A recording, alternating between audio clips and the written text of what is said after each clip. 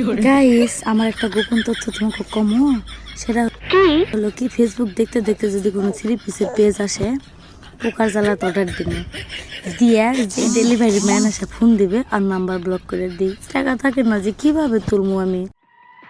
আচ্ছা, এর বলে এতই পোকার কামড়। আরে চোখের পানিতে বোকটা বাইসা যা। পোকার কামড় বলে সেই তো হচ্ছে আঙ্গের হচ্ছে নওগাঁ জেলার হচ্ছে মিয়া। তো এরও একটা ফেসবুক পেজ আছে আর আমি নতুন ভিডিও বানাচ্ছি ভাই।